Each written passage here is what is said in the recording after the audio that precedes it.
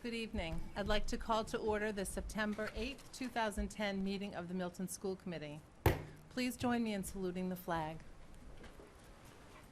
I pledge allegiance to the flag of the United States of America and to the republic for which it stands, one nation, under God, indivisible, with liberty and justice for all. Per the new open meeting law, it is my responsibility to inform you that this meeting is being videotaped tonight, as it always is, but thank you. At this time, I'd like to approve the September 8th agenda for this evening. Are there any additions or corrections? No. I have actually a couple. I'd like to add Milton Foundation for Education update. And also, I think we're going to delete the MASC delegate appointment for tonight because not everyone has had an opportunity to look at that. So we'll put that off till our next meeting, since that isn't until November. Yes, Ms. Formley. Pending the discussion in your report, I was going to add under superintendent's report an adjusted FY11 calendar.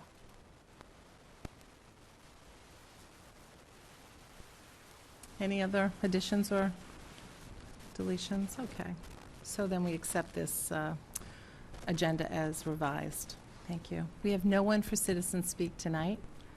So we'll move into the chairman's report, and at this time it's my pleasure to welcome Dr. Vanessa Calderon-Rosado. Would you join us at the table here, please?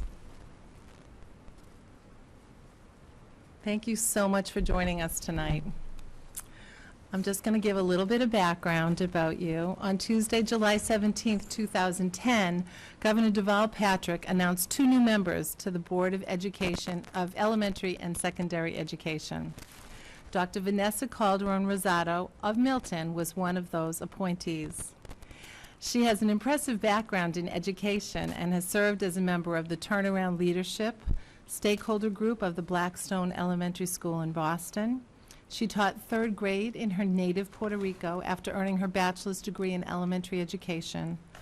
And her career is focused on improving the lives of the Commonwealth's burgeoning Latino population as a researcher and an educator.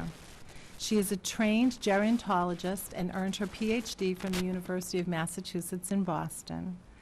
And she was a 2009 Bar Foundation Fellow and has been named as one of the 100 most influential people in the Latino community by the El Planeta newspaper in 2006, 2007, and 2008. On behalf of the Milton Public Schools and the Milton School community, we would like to congratulate you and wish you success in your new position.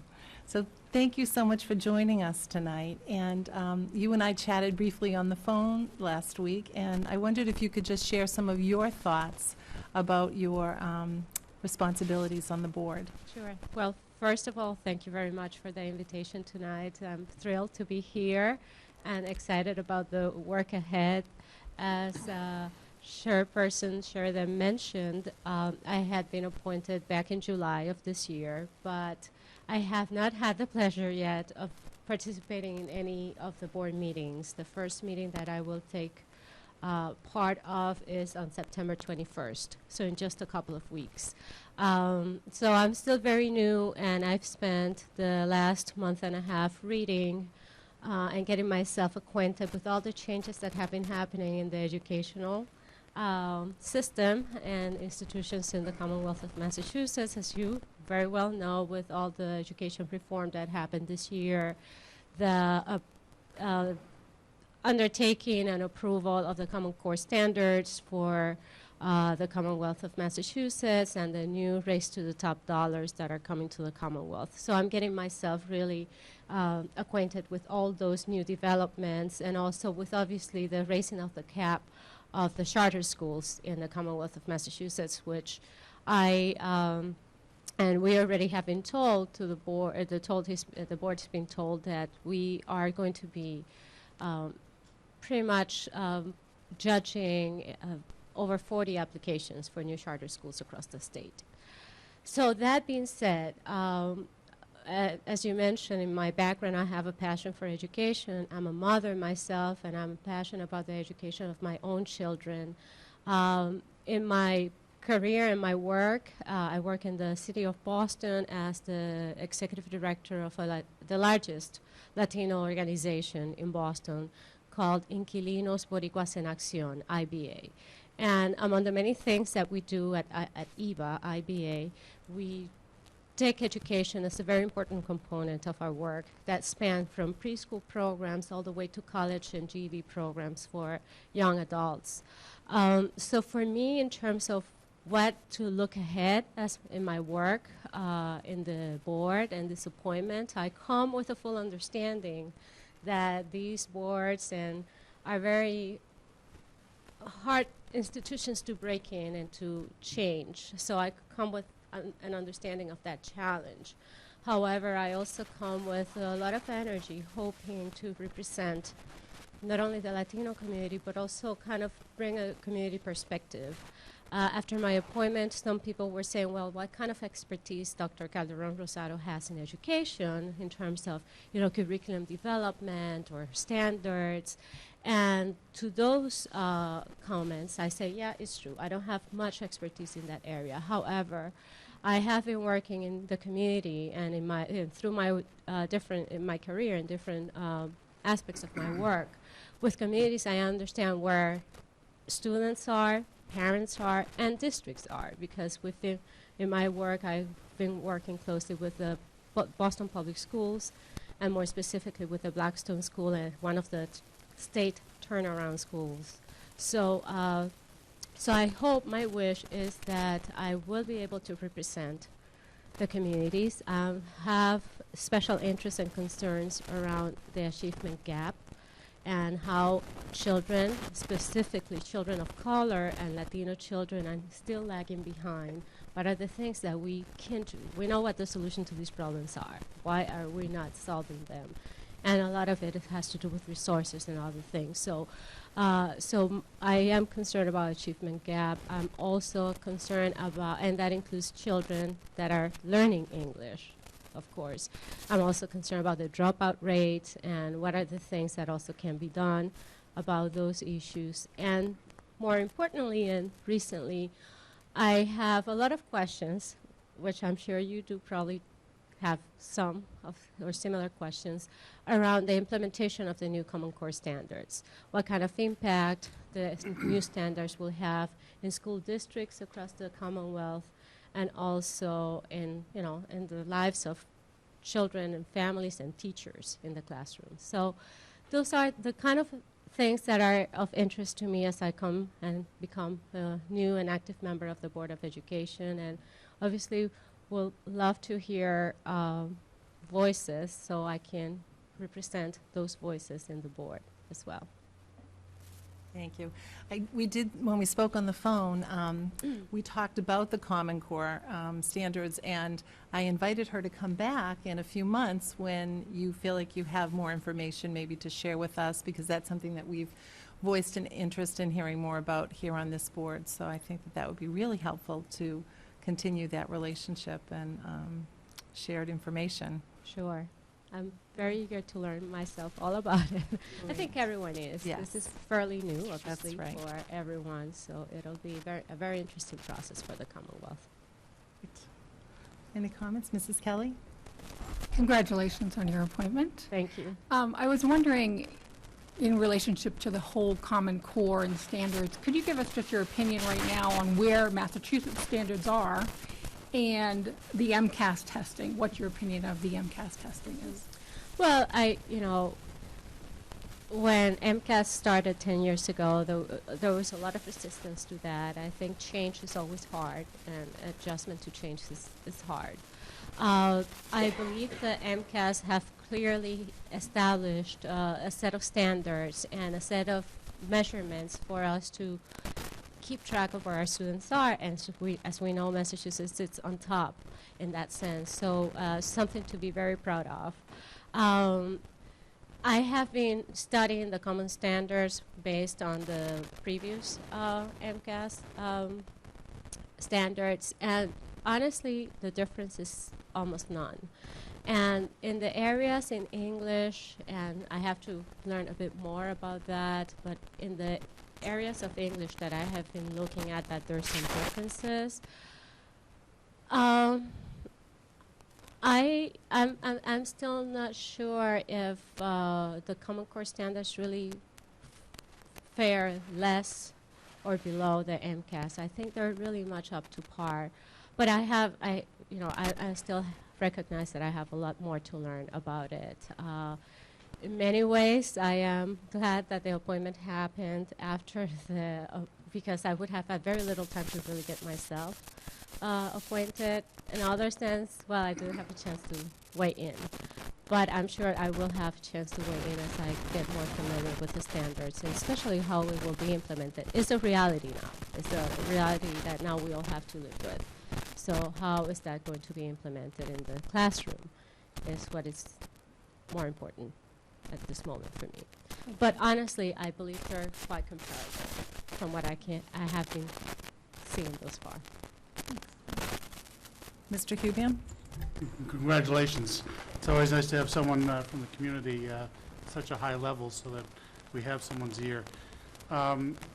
Just going back to something that you just said, you said Massachusetts standards are set very high. It's my interpretation that by accepting Race to the Top funds from the federal government, that we would have to lower our standards to the federal standards, which, again, my interpretation, they are lower than what Massachusetts standards are. What's your thought on that, and how do you think they can meld them together to keep Massachusetts on top? Mm-hmm. Well, as I said, I think, and I don't have the whole scope of the comparison between the old standards and the new ones. What I have seen thus far is that they're quite comparable. In terms of who's lower or higher, I cannot make that type of assessment yet.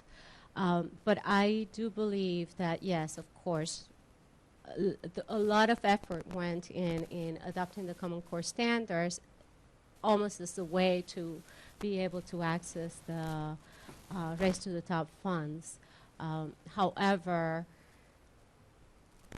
my understanding from the process and the information that I've been reading on the process and how, the different opinions of experts comparing both standards, old and new, is that they're not only very similar, but also that Massachusetts was a leading force and a driving force in really establishing the Common Core standards. So I'm not sure if the notion that people has and the kind of information that is being put out there that we are lowering our standards by adopting the new ones is totally true. But again, as I said, I don't have all the information in front of me yet to make that kind of assessment or informed opinion. What I have seen thus far, they look very much alike. Thank you. Mr. Pavlicek? You mentioned coming in after the Common Core is already adopted. You'll still have plenty of opportunity this fall because of, as part of adoption of the Common Core, Massachusetts is, well, any state is allowed to add up to 15% additional Correct. requirements to it. And there's quite a debate right now as to where that 15% is going to lie. I'm familiar with some of the issues around math, whether certain things are going to be pushed down a grade and whether algebra is going to be, mandated in the 8th grade and whether some algorithms can be brought down in elementary school grade earlier and so forth. So you'll have some interesting distinctions to make, even if you absolutely. weren't there at the beginning of adopting the core. And it will be an interesting discussion, I'm sure, because some of the people who are on the working groups are people I know who are themselves conflicted about whether certain things should be included or not, and whether it's the right direction. So it promises to be an interesting discussion. I will point out, with regard to Mr. Human's comment, the one thing about the Common Core, we've struggled with adequate yearly progress in this town, as most people have in Massachusetts for the last several years. And one of the reasons for the Common Core was in some other states, and we won't mention any names, but we know who they are. I mean, living and breathing was basically adequate yearly progress. And you have some states where everyone's making adequate yearly progress, and you put them up against Massachusetts and the NEEP scores or anything like that, and they get blown away. So there's something to be said for standardization. Yes, absolutely. And that's the kind of a similar discussion and conversations that happened 10 years ago when MCAS was implemented. People were like, well, what are we doing? Are we teaching to the test? And that's still, and tests will not go away with the Common Core standards. They will be adapted to the new standards, but they will not go away. And I think that that has become part of who we are, and we have learned to accept that that's part of the work that we need to do to assess if our children are learning what we want them to learn at certain stages, right? So I agree with you. I think there's still a lot to be worked out in the Commonwealth and nationally too, because I think at the end of the day it's good to have lift up every boat, when the when everyone lives. So, but yeah, thank you. Mrs. Kelly? Just one follow-up, just in terms of changing of standards. I think it's wonderful that as an educational community, we revisit what our standards are. But every time there's significant changes in standards, there's an impact on local budgets. Absolutely. Because we need to change materials out or whatever, professional development needs to be enhanced. Correct. Not that learning shouldn't always be being enhanced, but the extent that there are significant changes will have huge effects on local budgets, which are already strained beyond belief. So just, I guess from a local perspective, if you could bring that to the table, that would be greatly Yeah. appreciated. I hear you very strongly and very well, and that's one of the things when I said how are those going to be implemented, what kind of impact will have in the classroom, how the teachers are going to be implementing these new standards. So those are things that definitely have a direct impact on budgets and training and materials, and obviously with new standards, many companies are now developing materials too. So it raises a whole set of questions that are important to be very vigilant about, and definitely I appreciate your comment because I agree with it. Thank you. Ms. Gormley? I'd like to add the congratulations from the Milton Public Schools, and we couldn't be prouder of you, and it puts a face to the board, so we feel like we have a connection, and we feel well represented, and again, wish you well, Thank and you. look for you to keep us abreast. Thank you. I will, and how to reach me, so please stay in touch. And as someone said earlier before the meeting started, I have my work cut out for me, and that is true. So I hope to come with all of you for getting it done. And you're up to the challenge. Yes. Well, we Thank look you forward very to much. working with you, and congratulations Thank again. you. Thank you. Thank you, Doctor. Thank you.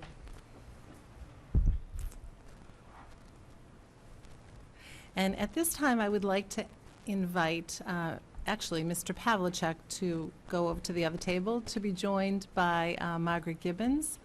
And together, they are going to give us some very exciting, important information about contract negotiation work that's been ongoing. Thank you, Margaret, for joining us. Thank you. I guess I'll start since we actually started this. So first I want to thank you, Linda Lee, Mary, John, and you, Glenn, for this really unprecedented and historic almost bargaining that we did this time around. I just have to give you a little bit of how it started. I started going to those finance subcommittee meetings last October, so it's almost a year ago. And every month when we'd have our executive board meetings, I would report back to the executive board what I was hearing at the sub-finance committee meetings. And it was not, you didn't have to be a rocket scientist to know in a couple of months where the budget was going and what the needs of the district were going to be. And I have to thank that finance subcommittee because from time to time they did let me ask a couple of questions because normally I'm just supposed to be an observer. And in January, the executive board of the Milton Educators Association really sat down and thought about what we could do and how we could do it. And of course, we had a 3-year contract in place. This year coming up, there was a 3.5% raise. In their good judgment, 15 members representing all schools, all levels of teaching, unanimously voted to send Vice President Owen McElhaney and myself to have exploratory discussions with the chair and with Mary Gormley, which we did do, and we had 2 very informative discussions. And at that time, Linda Lee made a decision, and the team, the committee, I'm assuming, made the decision to send Glenn in with Owen and myself and Mary. And then later on, John Phelan joined us, and that was key to keep us all on the same page. And we did these meetings through July. And they were very respectful, and they were very deliberate, and they were very thorough. But the people involved took it very seriously. The E-Board I was on the phone with them through June and July and into August. And then our job was to ratify when we came back to school, which we did. On September 2nd, we ratified overwhelmingly 294, 5 against this contract.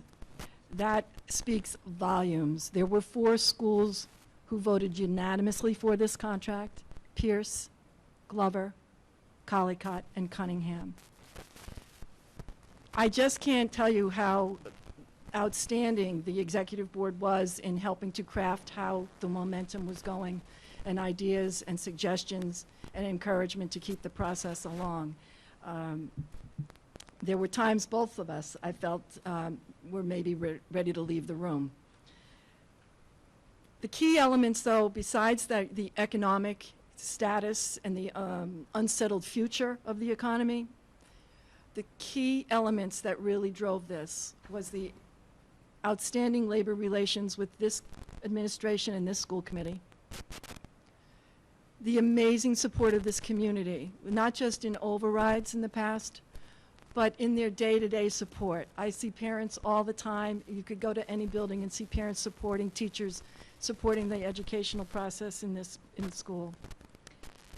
So I think, with all of that said, I'm hoping that this committee votes like those 4 schools.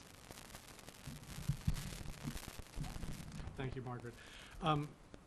Margaret's given a good overview of what went on. We sat down and worked through this, and it was several months of negotiation. I mean, and it was, as I said, it's 4 of us in a room, and no attorneys. This is not running up legal bills up and down. This is, 4 people who respected each other sitting down and saying, we have an opportunity here. There's a chance to do something we've never done in this town before, which is to basically reopen a contract and rewrite it and move forward.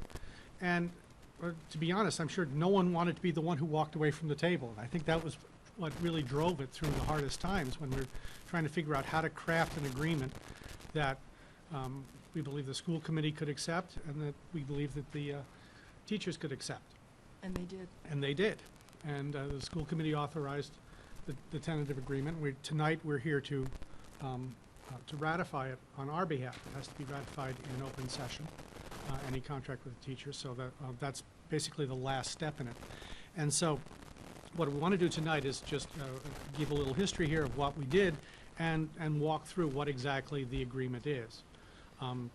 There are actually 2 agreements. There's one for Unit A, which is the majority of the teaching staff, and there's one for Unit B, which is the group of directors, which is a very small unit. It's only 11 people, 12 people, sorry, I don't want to leave anyone out. But their contract is very much parallels the Unit A contract, but it has some differences. And so throughout all of this, the basic idea was this: the teachers own 3.5% for this coming year, for this current year, fiscal 2011, and they came to us and said,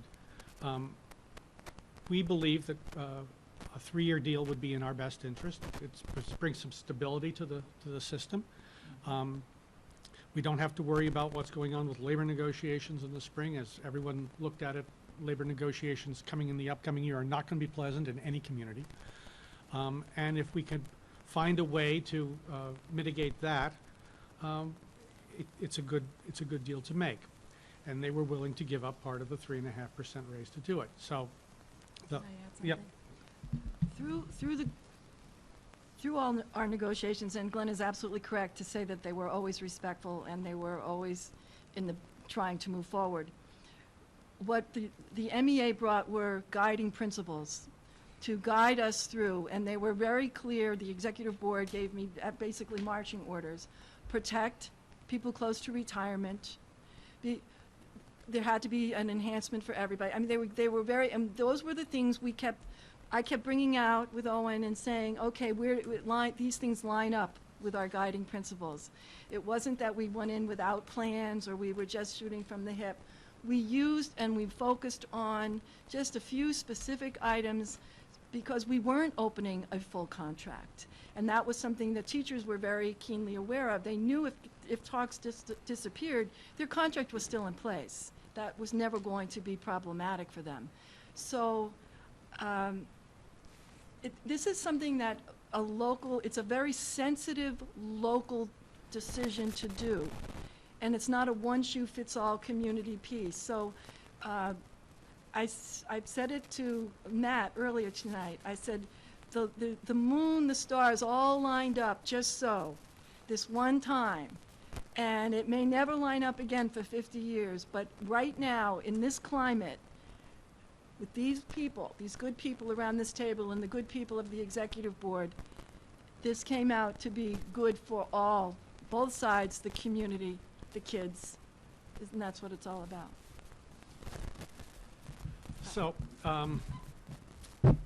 let me take a walk through the contract for the benefit of the public. As we said, this was going to be the third year of a 3-year agreement. And so, as a result of this negotiation, it will be the first year of a 3-year agreement. 3 years ago when we negotiated this, we had a lower payment in the first year and had back-ended the deal because at the time we were in financial trouble and thought 2 years would have to be better than it is now, which of course it wasn't. And so we went into this looking at, fiscal 11 in the last year of a contract with a 3.5% raise on the table for our staff, and in fact 3% for everyone in the town. Basically, all the unionized employees in the town are at that kind of a level. And we looked at, say, what could we do to write a 3-year agreement with this as the first year. So the first piece of it is, we'll go straight to salary first. In the first year, the teachers agreed to defer 1% of the salary raise, to take 2.5% instead of 3%. Now, with respect to what Margaret said about protecting certain classes of people, the people with over 20 years of service in Milton will still get the 3.5% raise. That's a small number. It's about 30 people. And if you work it into the cost, that 2.5% then becomes about an effective cost of about 2.63, 2.64%. So that's what we're looking at as a cost for the first year of this agreement instead of 3.5. So for round numbers, we can call it 2.5. It's actually 2.5 plus a little. It's about, as I say, about 2.64. In the second year of the agreement, they would take a 2% raise. And in the third year of the agreement, it would be a 2.25% raise. So we're talking roughly about 6.75% over 3 years, when in fact they already own 3.5%. So there's an added cost of roughly 3.25% for 2 years of agreement. So it's repartitioning the money and adding an extra 3.25% to get 2 more years. That's the financial impact of the agreement. There are a couple other pieces that are significant. As I said, the entire contract wasn't reopened, but we were looking at some other pieces as well. Effective next year, not this year, the day before Thanksgiving, which has traditionally been a half day of school, will not be a half day of school. It'll be a day off. It won't be a day with no school. In order to meet the 180 days, that will be replaced by a full day of school at a later point in the year. So we'll actually give up the half day before Thanksgiving, which, as many parents know, is a day of, well, somewhat challenged to get a lot accomplished in the shorter periods and so forth, and we'll be gaining a full day. So we're gaining a half day of instruction by that change. Again, that's not for this fall, for parents at home who are all of a sudden fretting about their Thanksgiving vacation. That would take effect in the fall of 2011. Effective this coming spring, we would do something similar with the spring parent conference day, which currently is a half day. That will also become a full day of instruction. And the teachers and the superintendent will talk about, among themselves, what's the best way to make the communication still work in that spring between the teachers and the parents. But it won't be as a half day without classes for the students. So from those two pieces, this year the students will gain actually a half day of classroom time. Next year, in the third year, they would gain a full day of classroom time in each of those 2 years. The other piece that's involved with this concerns the teacher's professional development. Currently, there are 4 professional development days during the year, plus the teachers give us 7 hours of time outside of the school day, either weekends, after school, during the summer. There's a large professional development calendar, what's called Strand Time, large professional development program that takes place outside of the school day, and teachers give us 7 hours during the year in that. The change in that will be that instead of 4 days of professional development plus 7 hours, it'll be 3 days plus 10 hours.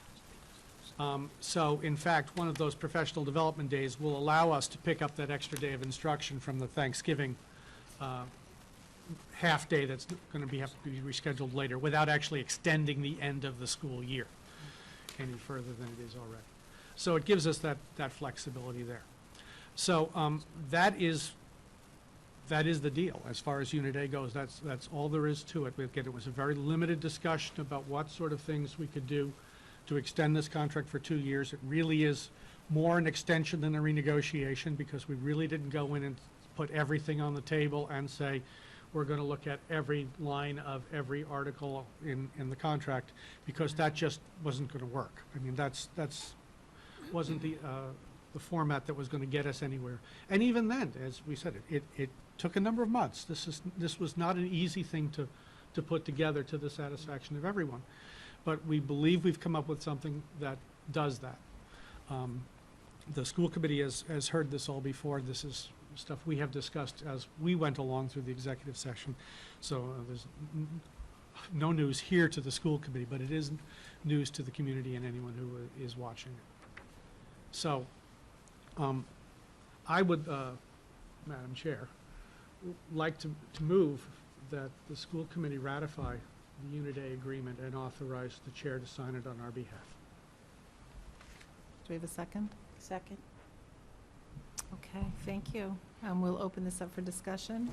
And Mrs. Kelly, I think as the chair of the Finance Subcommittee, we should start with you. Sure. Unfortunately, I will not be voting in favor of this. However, I do believe it to be an historic moment or historic happening for the schools to come back and to entertain the possibility and actually go forward with opening up a contract that had been in place for several years. I think that's to be commended. My major objection to going into a 3-year contract starting this year is that I think we continue as a community, as a state, as a nation, as a world, unfortunately, to live in very uncertain economic times. And to engage in a contract that takes us out 3 more years into uncertainty, especially at the rates that are presently in the proposal, I think is unwise from a financial perspective. And I guess I'd like to give some reasons. Number one, when we talk about Proposition 2.5 as a community, what that really means is 2.5% of our levy limit. And I just want to point out to the membership and to the community that for fiscal year 2010, the 2.5% that we talk about, the piece of the pie that increases, is $1.294 million. I'll just go back just because it's a fairly comparable number. But in this present year, if we still had the contract in place that was in before, which was a 3.5%, that cost of just the Unit A teachers was $1.299 million. And so you can see that as a community, our finances are truly broken if we engage in contracts that are that expensive for only Unit A, which is only part of the membership of our workforce. So given that dynamic, I certainly wouldn't put it on the backs of teachers to take all of sort of the financial woes of the town of Milton. However, I do believe that as your representative on the school committee, that I believe we should have driven harder on the percentages on this. And the reason that I think that is because the contract that we're presently in, and if we vote on this will be overridden, was a very lucrative contract, quite frankly. There are other communities where teachers' unions have come back and said, we'll take a 0 for one of the years. That was not entertained. So, you know, we live in a community that has amazing teachers. They work very hard, and I would not expect that they would take 0s for 2 years in a row. But keep in mind that when we, in our contracts, say that they would have a 0 cost of living for a year, the majority of teachers would still get a raise because they have what's called steps and lanes. And so we even entertained, as part of our discussions, just identifying a certain amount of money to say, okay, to the unions, why don't you see how you would like to divvy that up amongst your membership? It may have, you know, caused them to look at the way they do things differently, but from my perspective, that was the strategy to take. And unfortunately, you know, when you're on a committee, you sometimes get overruled, and in this case, I certainly did. So our teachers are amazing. I do believe that they deserve a raise. I think the raises that are in this contract are far too much for what we can afford as a town.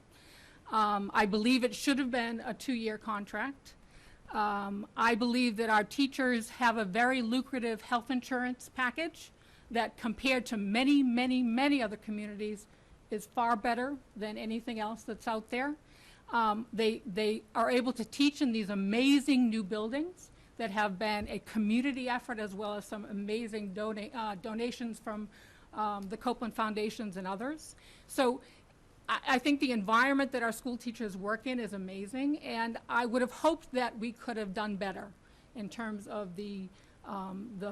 really what the cost of this contract is to the community. And so for those reasons, I will be voting against this contract. Mr. Pavlicek?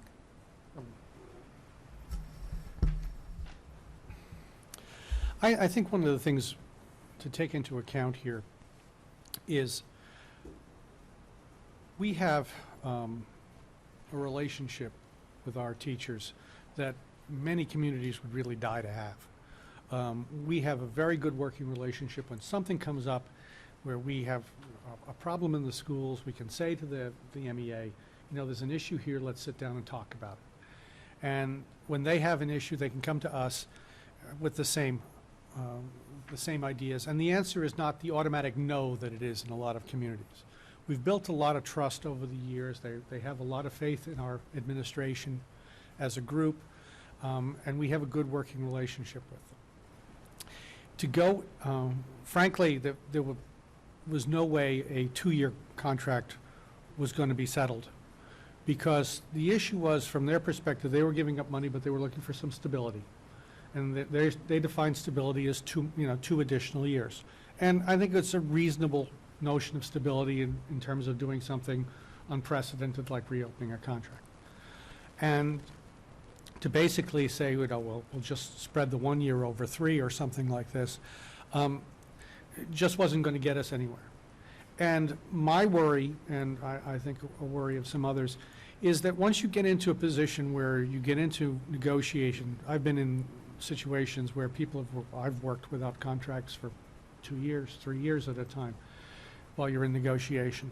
And it really hurts the relationship between the town and the teachers.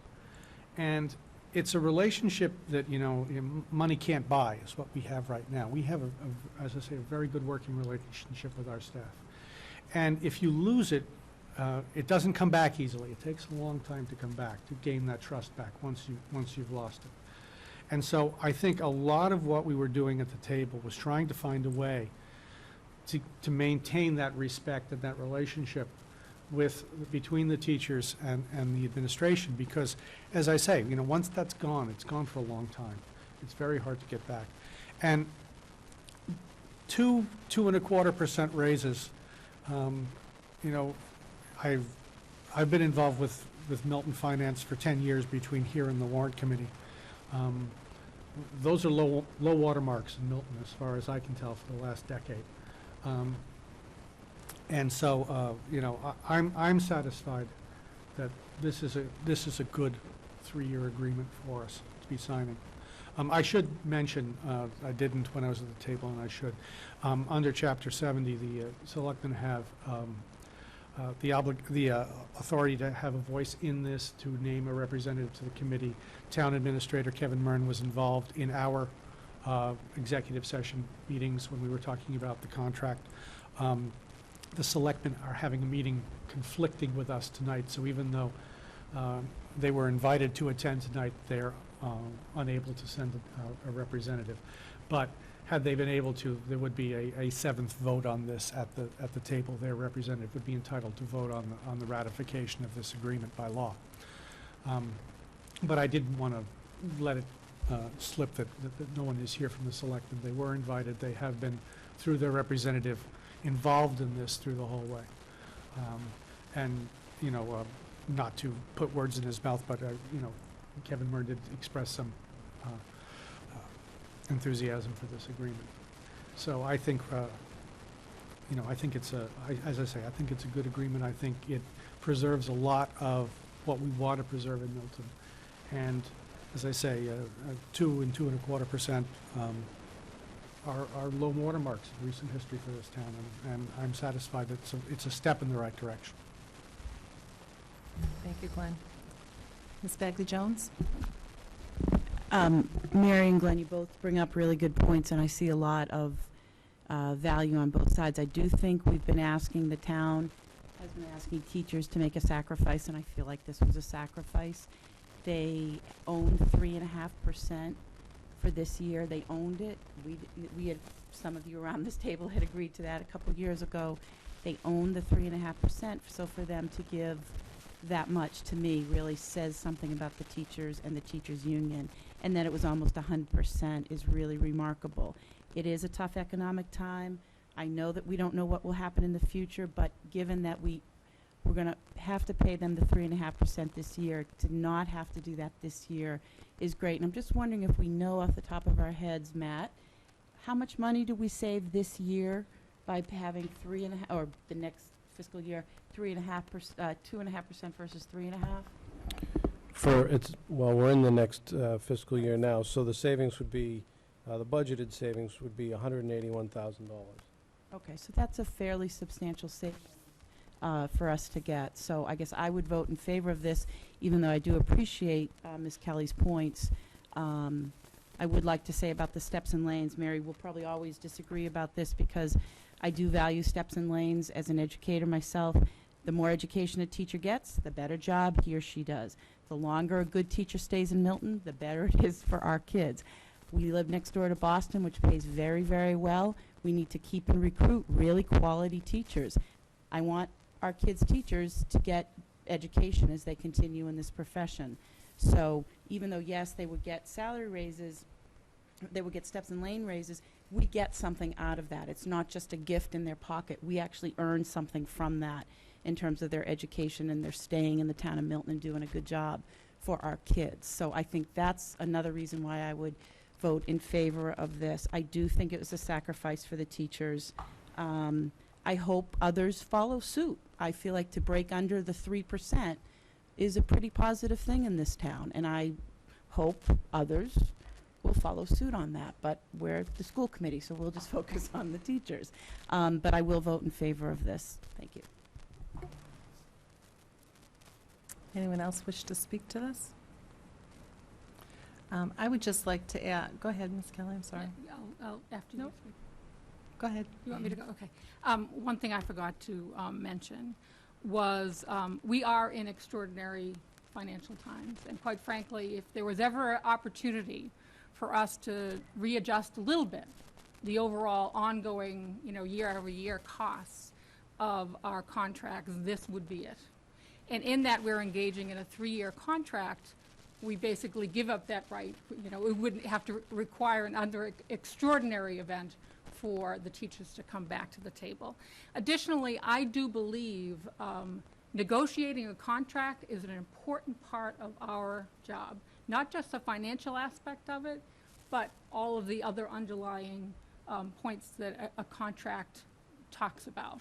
And in that, we've engaged in this process, which really was one member of our school committee coming back to us with, feedback from this ongoing discussion with the unions. We didn't have that opportunity. And I think, given where we are as a district with improvements needed, this would have, again, been an opportunity to talk about some issues within the contract that perhaps could help us achieve some of our goals. And the other thing, just in terms of this contract, the decrease in professional development hours, I think, is another reason to vote against this. We are a system that is in need of improvement at this point, and certainly one way to do that when you have issues like that is to focus in on professional development. So again, those would be the other points that I wanted to add. I would just like to speak to several points here. First of all, I think the collaboration that's been ongoing has just been amazing, and I'm so proud of all the people, all the groups, the administration, the teachers union, and the school committee. The school committee has been kept apprised of this every step of the way in the direction that it was traveling, and I think that collaboration has really served us well.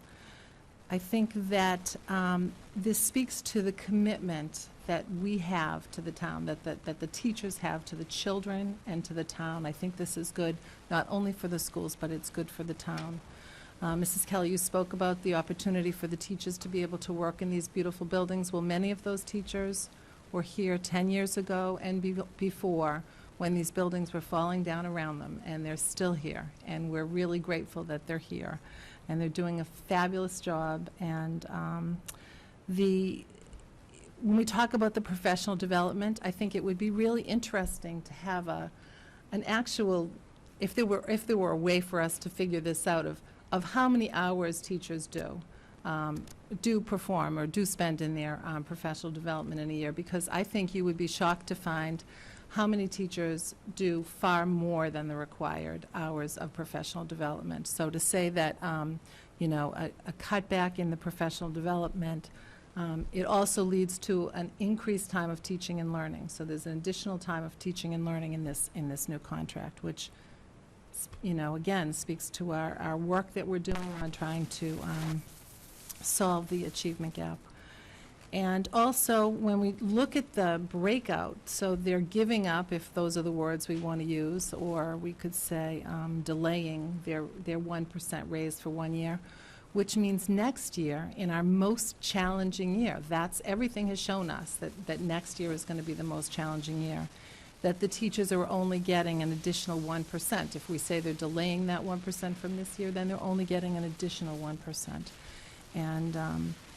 And finally, I'd just like to say that I think that the power of the vote, the strength of the unanimity of the vote in 4 out of the 6 schools, and it was a huge landslide in terms of the way the teachers voted in favor of this. I think that speaks to their dedication again to the town and to the students, and I want to applaud them. So. Those are my points. Does anyone else have anything else to say? Okay. One more. Yep. One of the pieces that Mr. Gillis prepared on the cost of this, I just want to point out that if you took the cost of this contract over 3 years versus the cost of the teachers taking 3.5% this year, and we go for 2 years without a contract, so they get steps and lanes and only 0. for the next 2 years. This contract costs us roughly $100,000 more, as I recall, over the 3 years. $100,000 and 2 years without a contract would be calamitous for this system, just in the working of this system. So I think this is very nearly a little cost contract, other than the alternative of 3 years and labor trouble, 1 year in labor trouble. I think this is well worth what we're putting into it. I don't think the cost is that excessive at all. And we also saved $50,000 in attorney fees that we didn't have to spend this year. It's an additional cost savings, so. Okay, if there are no other discussions, are we ready to take a vote? Superintendent's recommendation. Oh, I'm sorry. Ms. Gormley, may we have your recommendation? Ask you to support this contract proposal. All in favor? Opposed? Thank you. As we mentioned, there were actually two labor contracts, one involving Unit A and the other the Unit B, the dozen directors and so forth. So I would move adoption, I would move ratification, and that we authorize the chair to sign the memorandum of agreement with Unit B. And then I'll just explain what that is once I get a second. Thank you, Kristen. The Unit B essentially directly tracks the Unit A. The salary raises are identical. The 2.5 and 3.5 for people with 20 or more years in the Milton Public Schools. 2 and 2 1/4 over the 3 years. It's the same percentages. The issue of professional development is not in the Unit B contract. These are directors. They're under contract for a certain number of days a year. So the professional development is not part of their contract, so that's not in here. And obviously the changes in the school calendar will affect them, but that's not, since they're not teaching hours, they're not part of their agreement either. So it's really, for their purpose, the financial part. The only other piece of language that is in the Unit B agreement was a correction we were looking at. Unit B defines years of service as years of service within Unit B as a director. And we have cases where people spend a long time as teachers and then they move into director positions and they start over. And so for some people, they'll never reach that top step because they didn't have enough time in Unit B. So we redefined as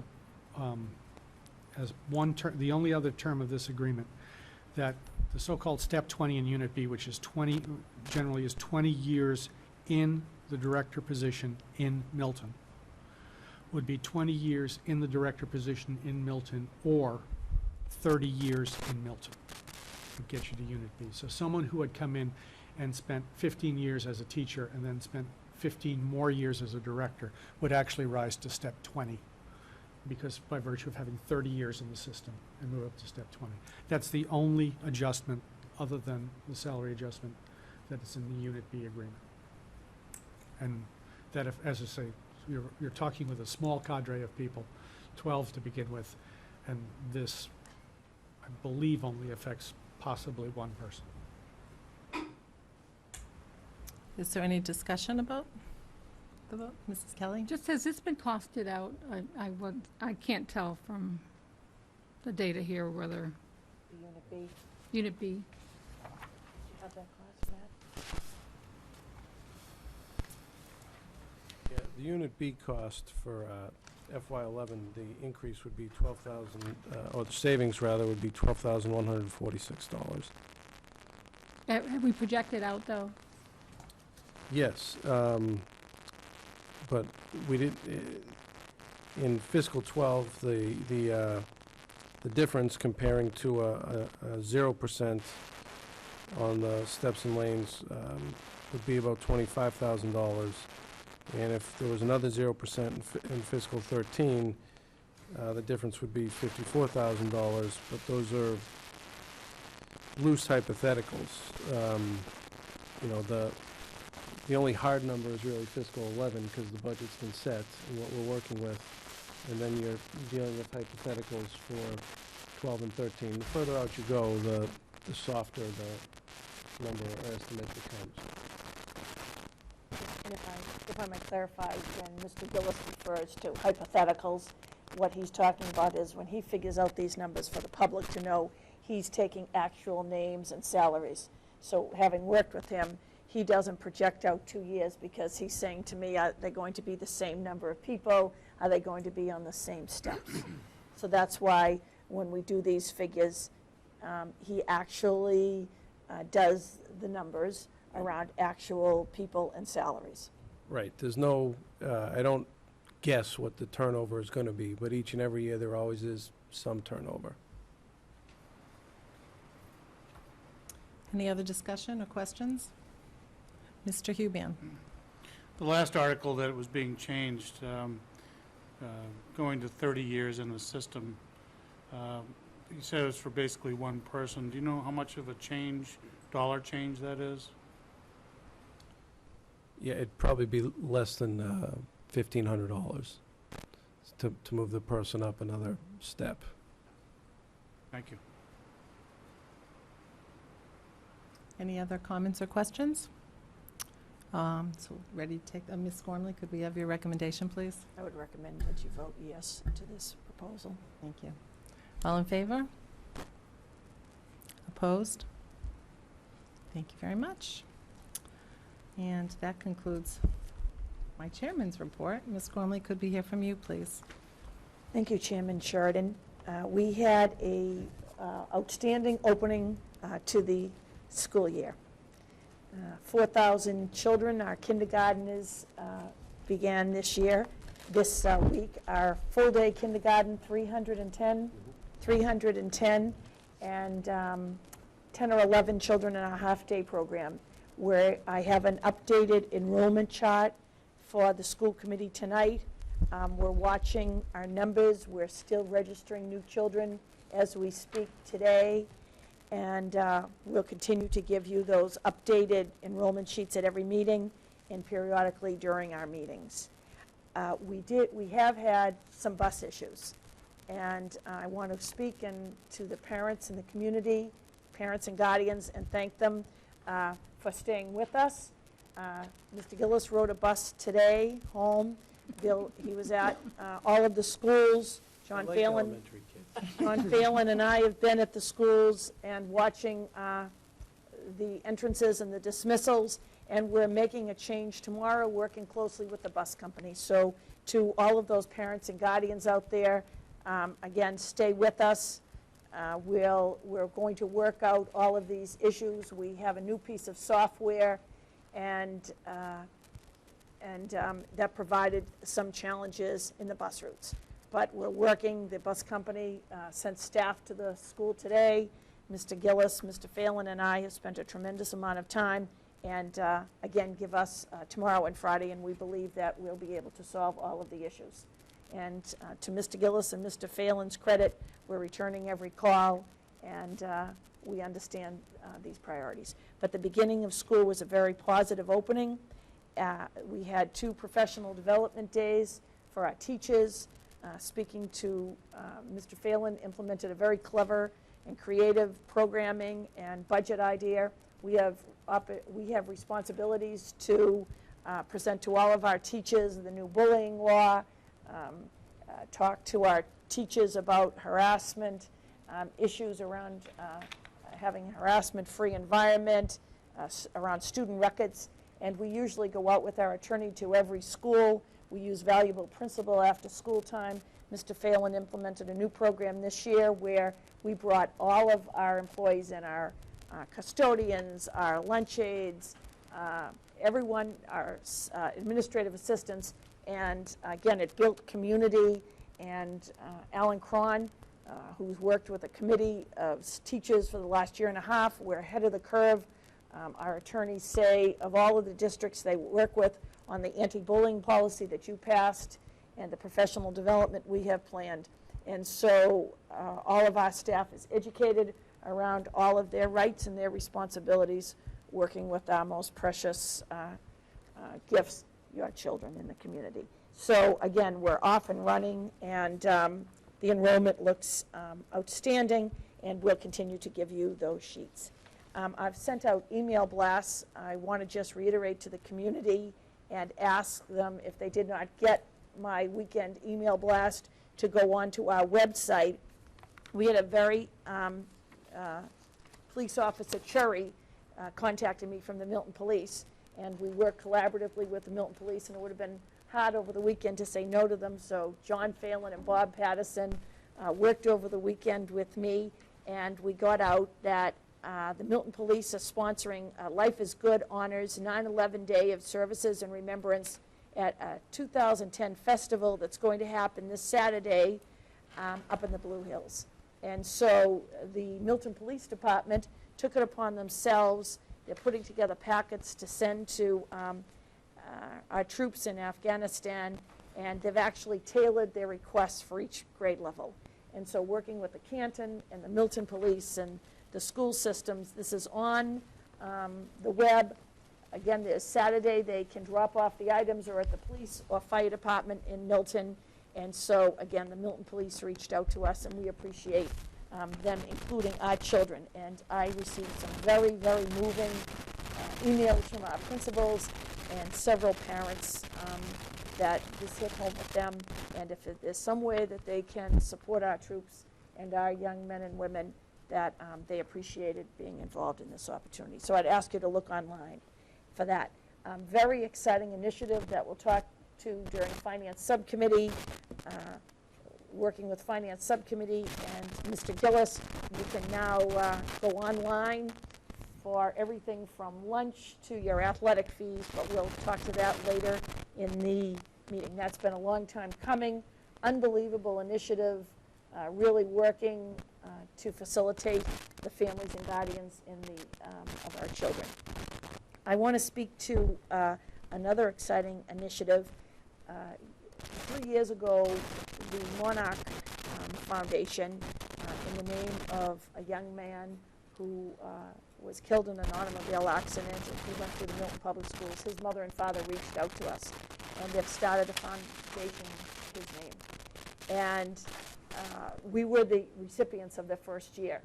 And that money was very precious to that family and to us, and we worked collaboratively with the family and the foundation on what was important to them. So I want to give Steve Traster and Phil Genitosi, our trainer, our athletic trainer, credit. We've now put in a program that all of our student athletes are going to be baseline, given a computer test, and then working with any kind of injuries. And it's all over the press now that this is going to be implemented in law. So I feel a piece being responsible for the school district, and I hope parents and guardians feel the same, that we're giving these baseline exams to all of our students, and with our trainer, coaches, and athletic director, this is going to assure the safety of our students. Again, we're paying for that software and the monitoring system with the Monarch Foundation money.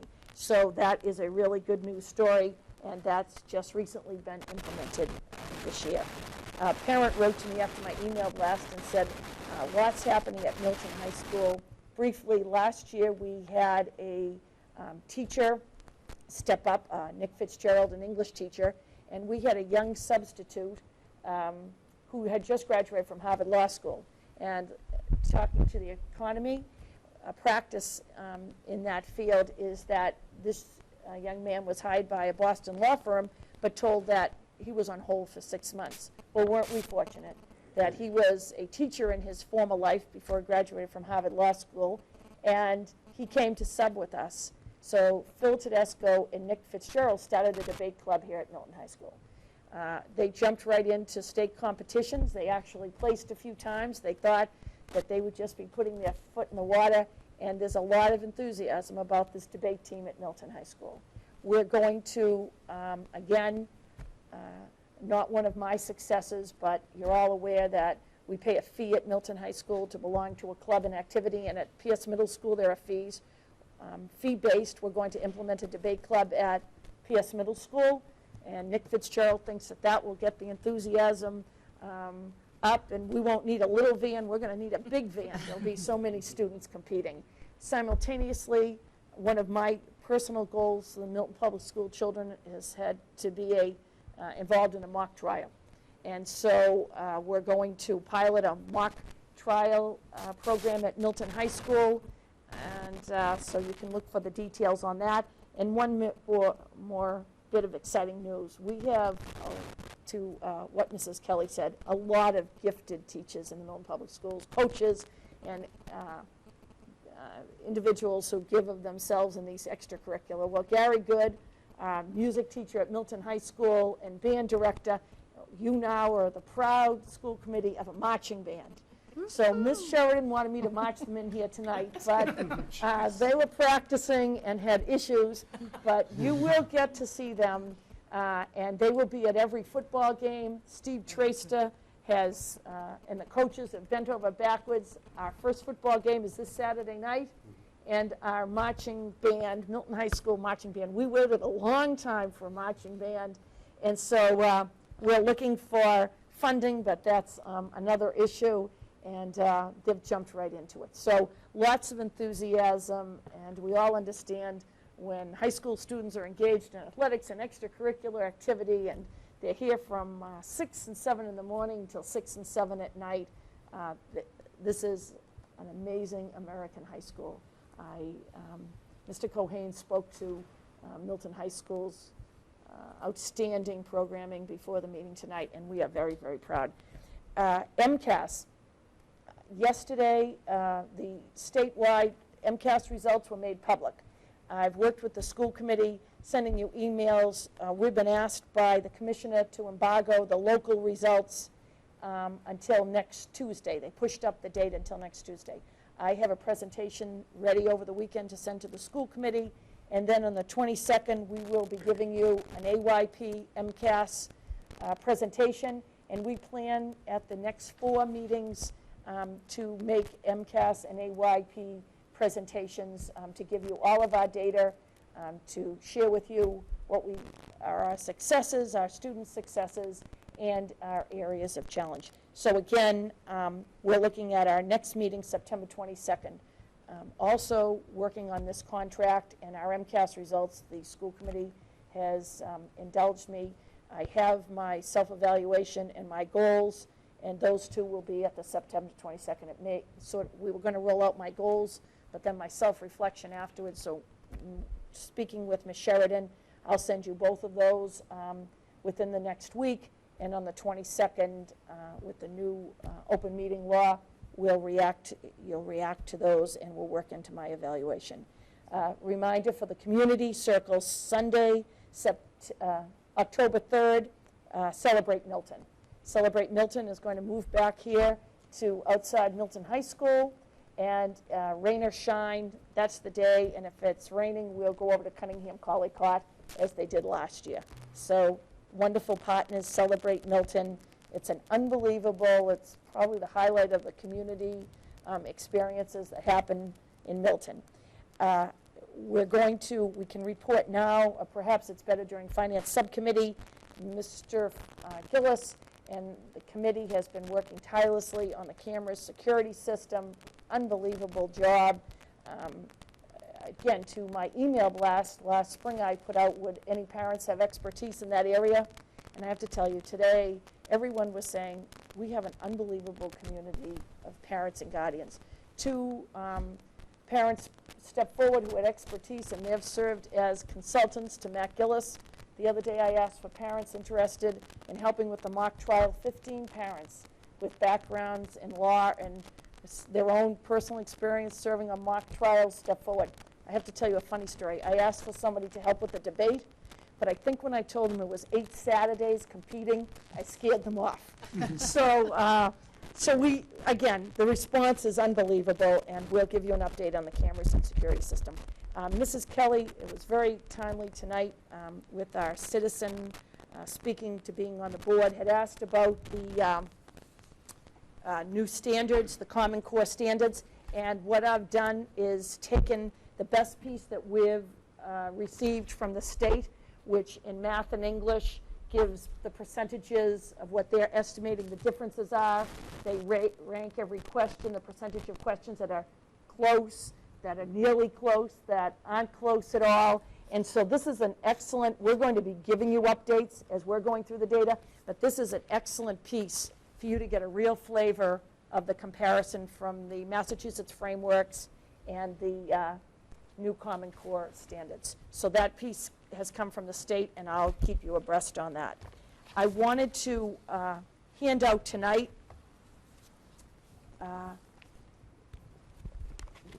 based on the successful vote on the contract, there are a couple of changes that we're going to have to make to our school calendar. So working with the union, handing this out to you now. I'm going to go over the details briefly on the camera. We're going to send this out hard copy to every Milton Public School parent and guardian. We're going to put it on the web, but let me briefly go over it with you. We thought it was just too much. We were going to highlight on the front of the calendar the changes, but that was too much detail. So this is the new revised calendar for 2010, 2011. And on the back are the changes, if I might, for the public. I'm proposing to the school committee tonight that our professional development day was scheduled for October 8th. And I'll own this. I believe that this was my mistake. Over the last years, you've seen the press about having when voting occurs in school buildings. An accident happened in a neighboring community. So one year we had our professional development day on election day. And I have to tell you, on behalf of the schools, these schools are all open on election day, open to the public. The traffic, the parking, again, in some of the schools, the children have to eat in their classrooms. The physical education classes have to go outside. If it rains, there's an issue. And so I'm proposing that we change the October 8th, since we're revising this, Professional Development Day, to the election on November 2nd. That should be a high turnout. So that's the first change, changing the Professional Development Day from October 8th to November 2nd. I believe for the safety and security of the students, and again, that's my mistake. I should have scheduled that on Election Day. The second change will be, you heard when the contract was detailed, the spring conferences have been eliminated, so we're going to gain a half of instructional teaching day. So February 16th will be a full day of instruction for students. That was going to be a half day, and conferences were going to be in the afternoon and night. There will be no February spring conferences, so we gain a half a day of teaching. That will be a full day for students. November 18th, Mr. Pavlicek detailed that we had a professional development day. March 8th. March 18th. That day is going to be, will now be a full day for students. And what really happened, your contractual day is 6.5, 7 hours at different levels. With that day, really, 3 hours have been attached to the 7 hours that already exist. So it's not a reduction of a whole day, it's really a reduction of a half a day if you were looking at it on behalf of Professional Development Day. And there's something to be said about this 10-hour strand, which is really going to be 2, probably 5-hour Saturday sessions. But that will be a full day for students. And then that will change the last day of school from June 15th to June 14th, pending those changes. So again, if we had not, if this contract was not agreed upon or ratified, I wouldn't have brought up changing the Professional Development Day with you. Again, the full day on February 16th and the full day on March 18th are results of the contract ratification and the change on the last day of school. Mrs. Kelly. So I guess I have a couple comments, and I apologize for not touching base with you on this earlier. But March looks like a very long month for students, and I would prefer, if possible, to move the Professional Development Day to that day. I understand your concern about the elections, but quite frankly, we've been having elections in this town, in our schools, for a long time. If you believe that it's a serious issue, number one, we have primaries that are going to happen. But number two, I would encourage you, or if you want the school committee to take it up, to talk with the town and say, we need to work something else out. I don't know what that is. Maybe we could look to, anyways, I just think that we need to entertain some other way of doing it, if that's your concern. Because I don't know that elections should dictate the flow of our educational, week or whatever. I guess that's my feedback. And I would speak to, again, I'm willing to speak to the leadership team.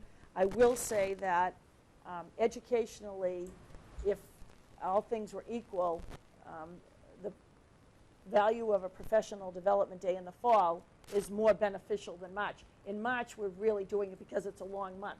I'll tell you, on behalf of the students, on behalf of the teachers driving the instruction with the students, the best time for us to meet with the teachers is in the fall. Again, we had time before school started, but programs have begun.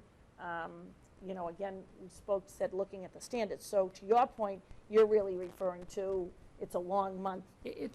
For kids, that month is going to be like, I don't know what. But anyways, the other thing I guess I would also raise just as a concern is because the professional development in October was around Columbus Day. Yes.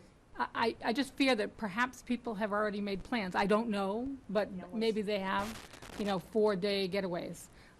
So given the late, timing, I'm not so sure whether we might want That's to an issue. think about this and maybe We vote talked on about it that. potentially That's an issue. at another time. Well, this is proposed tonight, so to Mrs. Kelly's point, that was a huge issue. So why don't I take this back? I have a meeting with the PTO presidents before I come back to our next meeting and talk to our leadership team.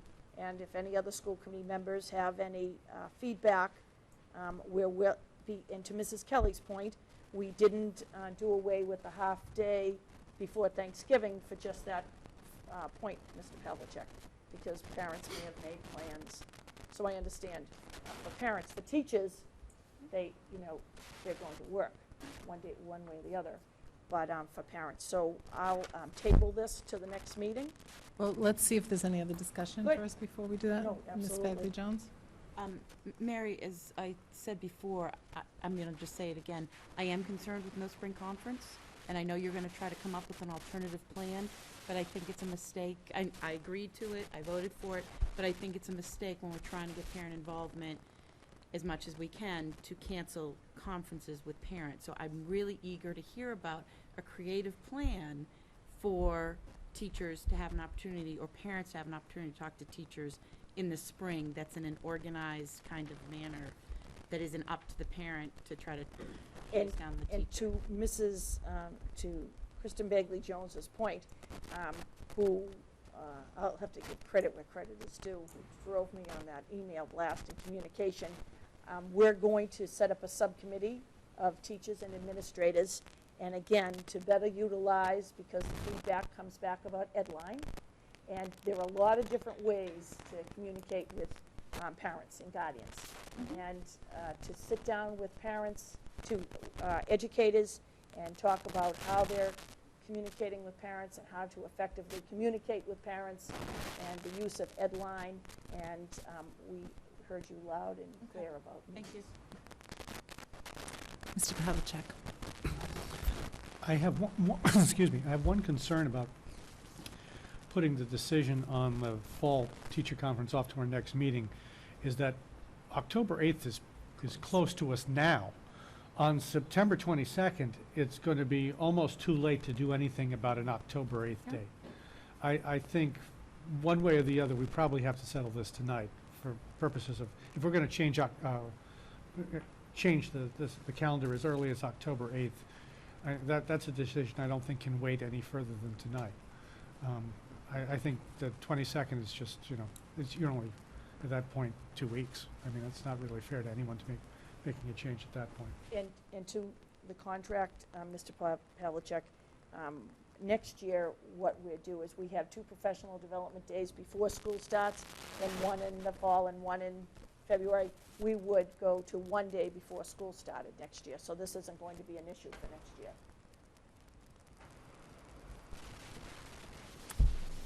So I would ask the pleasure of the committee.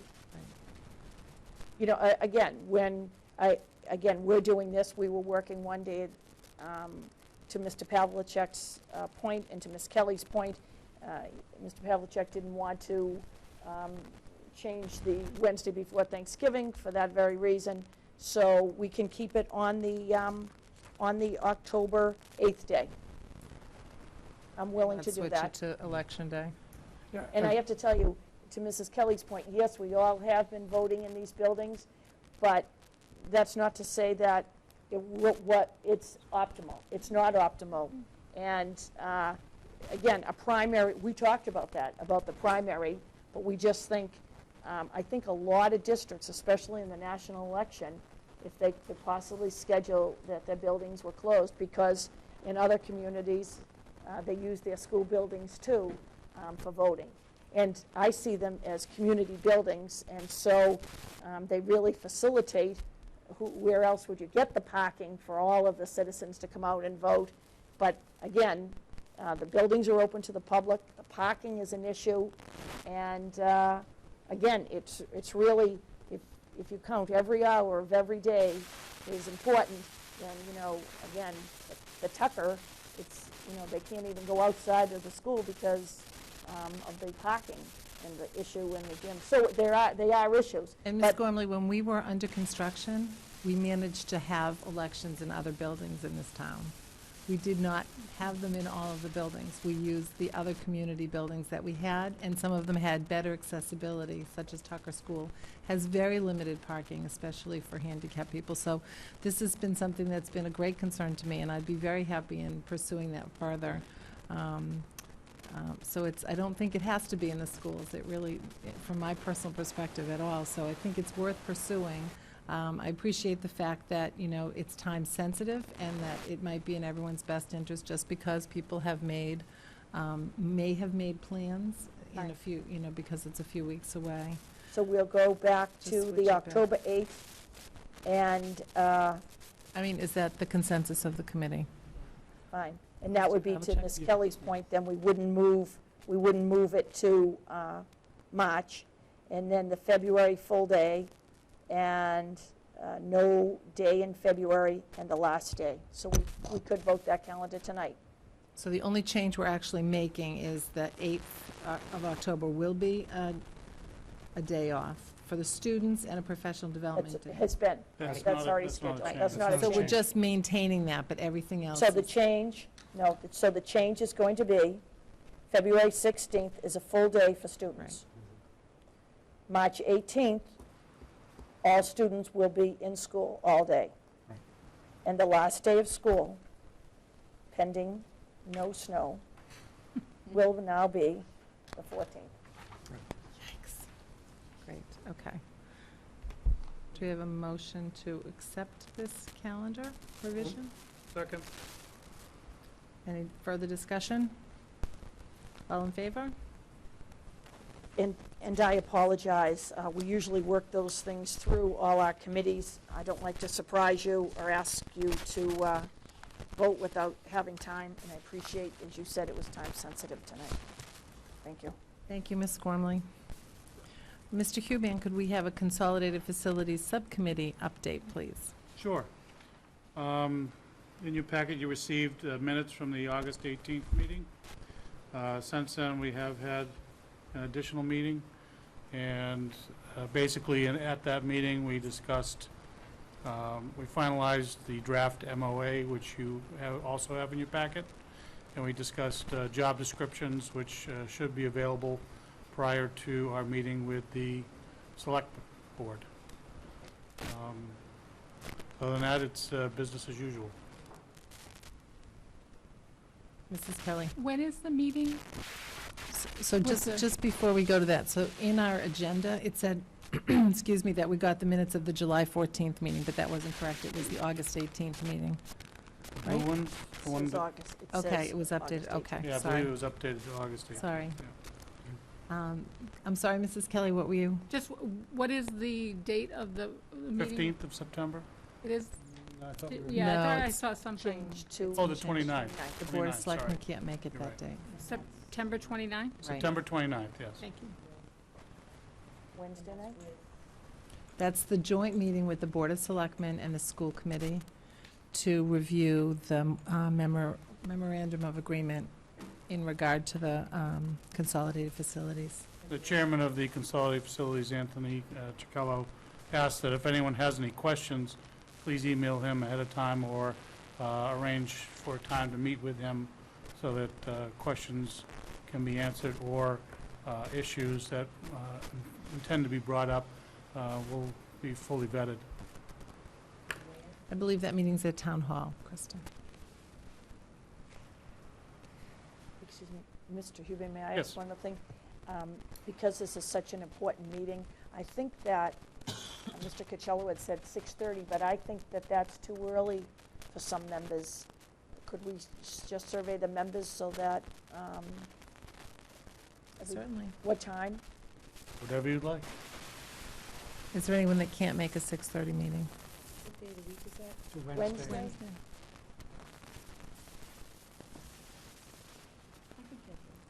I can get here. Mrs. Kelly, Okay. yes? Okay. So we'll stay with the 6:30. It'll be the last So one. if you want, you can forward questions or comments to Chris or to myself or to Tony directly. Not all together, though. Right. Good point. Any other questions about this? Okay, thank you. Since you're on a roll, Mr. Huban, want to talk to Policy Subcommittee, please? Yes. We have a policy JEB, which is the entrance age for kindergarten and first grade. We changed the language from by September 1st to on or before August 31st at the request of the administration. This is the second reading, and it is up for adoption, so I would ask or make the motion that we adopt JEB as written at that first reading. Any discussion? All in favor? It's unanimous, thank you. That's my report. Thank you, Mr. Huban. Mrs. Kelly, could we have the Finance Subcommittee report, please? Yes, we can. The first topic we're going to discuss is the FY10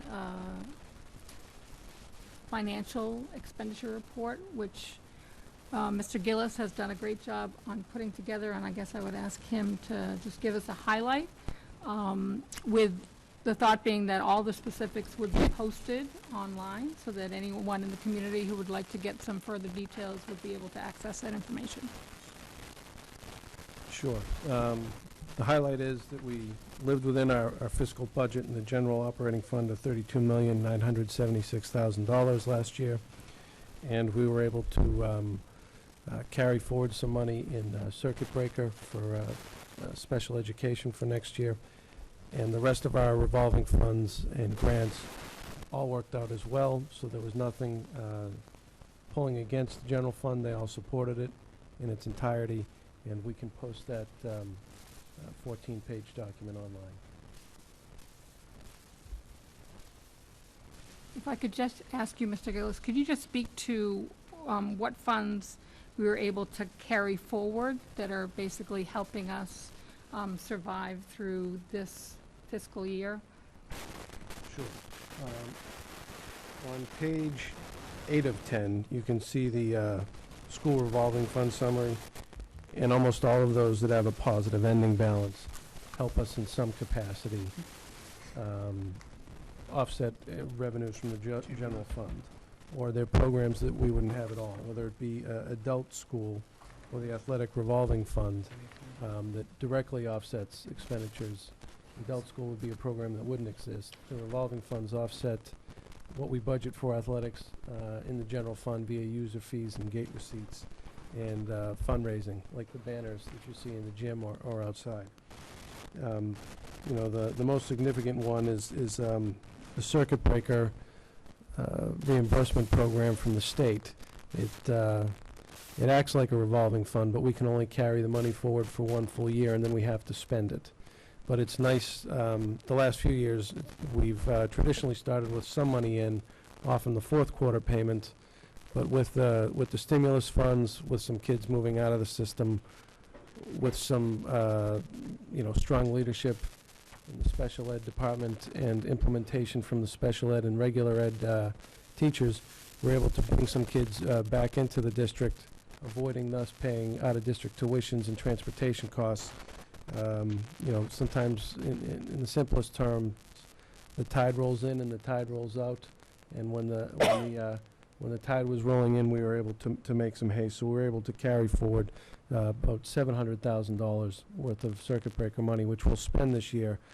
But usually we're carrying forward a couple $100,000. So it was a good year in that sense that we hope to keep going as long as we can, because when the tide goes out and more students go out of district, we won't have to impact the rest of the budget.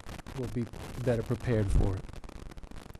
So that's, those would be the large examples. Thank you. Mr. Huban, sorry. Mr. Gillis, I got a question on page 4 of your report, under custodial and maintenance. It looked like that went over budget by about $132,000. Was that, with fairly brand-new schools, what did that consist of? Was that overtime salary, or? Well, actually, the overtime budget for the custodians, which you can't see there because we roll up all the line items into salaries and non-salaries, but the overtime salary budget actually came in under for the first time in a few years. We budget about $70,000, and we came in about $20,000 to the good. So it was a very good year in maintaining the buildings. What we don't budget too much for, since they were relatively new buildings, is contracted services, whether that be electricians, which we had a fair amount of electrical work done. We also bought some supplies to redo the lighting systems in the ballast this summer in Cunningham and Collicott. We bought those with end-of-the-year money. And we were able to do that largely because Mother Nature was very kind to us with the winter. We had a mild winter for most of the winter, so we spent less on heat than we normally would have. And shortly after I came here in October, I was pushing the director of facilities, Bill Ritchie, and our HVAC guy to do whatever we could to cut down on our utility costs. And Jim Egan did a good job of finding fans and motors that were running 24/7 that maybe didn't need to be, that were installed that way from the contractors. And so we were able to save some money with electricity, and we knew we were going to have those funds. We also replaced a lawnmower at the end of the year as well. And we prepaid some, we bought some custodial supplies, which had been a habit, before I came, but it was always something that we kind of do at the end. So we overspent that particular line item, knowing we had the underspent other areas. And in short, if folks are doing a good job to curtail their utility use, it's always nice to be able to give them something back, whether that be in the classroom with some textbooks or computers, or in the facilities department fixing the lights, for example, was one of the things that we did in the auditorium. Thank you. Ms. Gormley. I wanted to refer back to when Mr. Gillis spoke to the special education funds and the carryover money. This is a practice that exists in the world of special education and school budgets.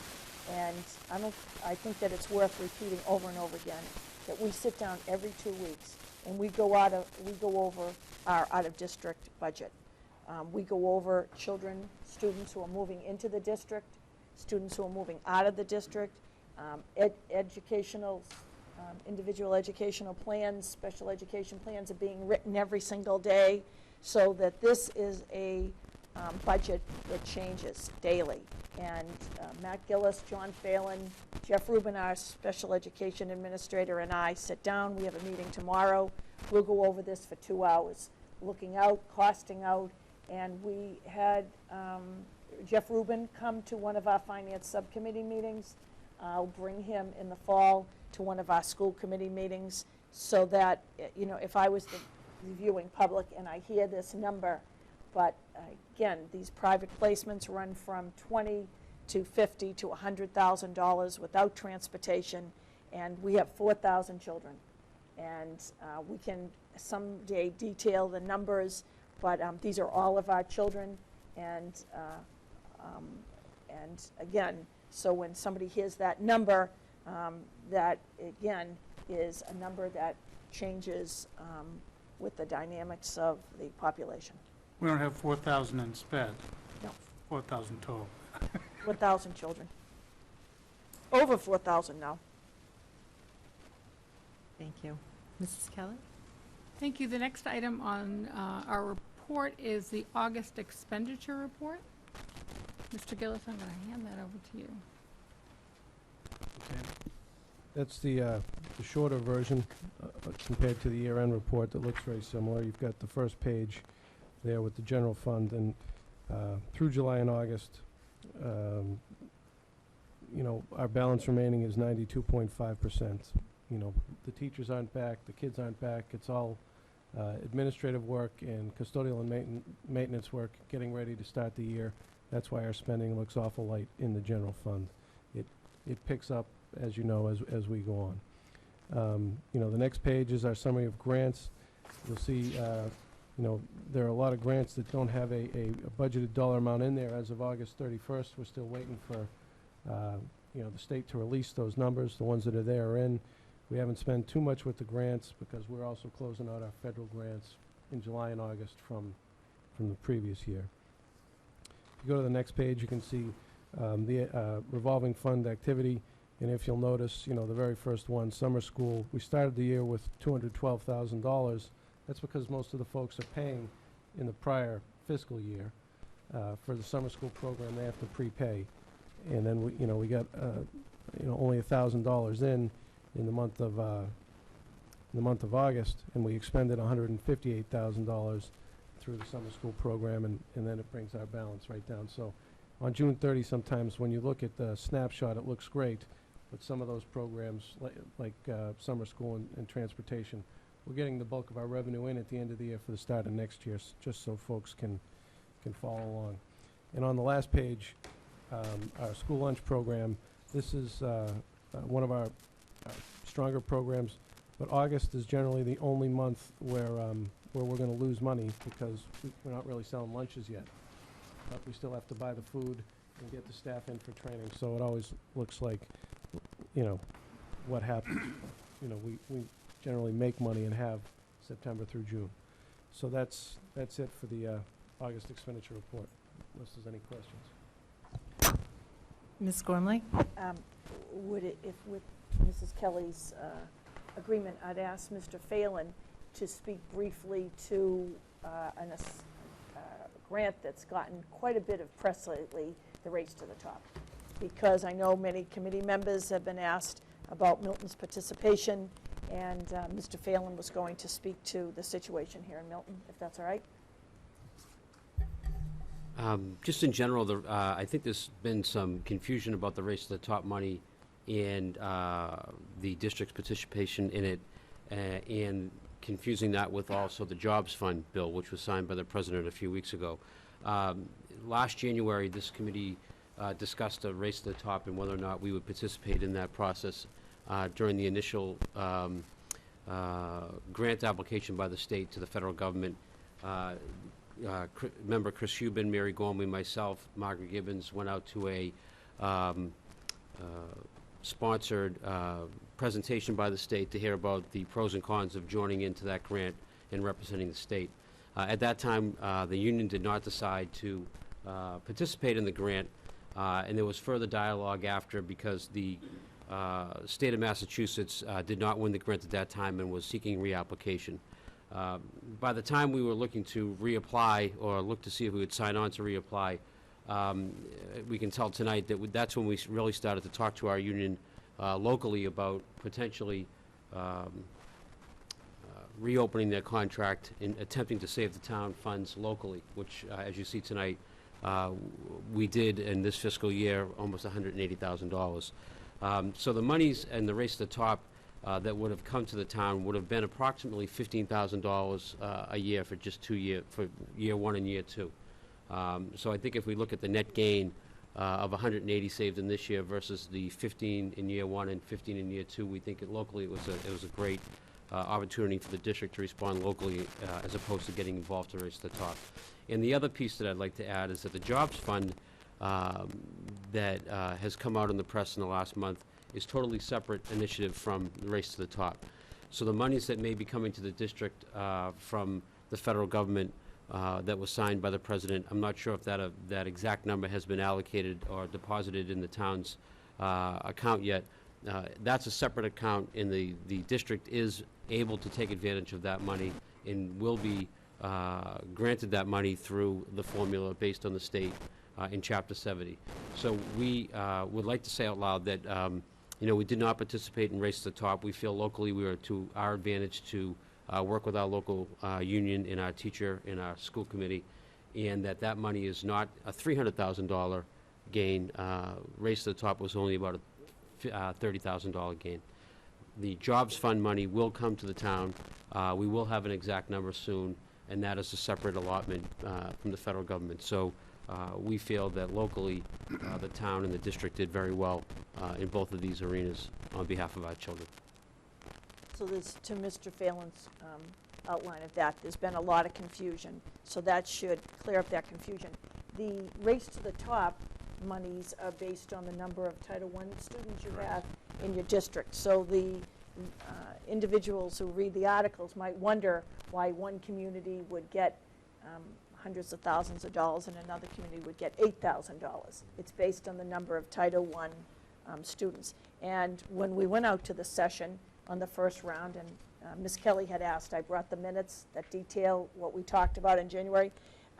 There was a connection to reopening contracts, and I've read in the local papers about some of the districts now are going to have to look at their contracts and to really base, connect salaries with MCAS scores and some merit pay.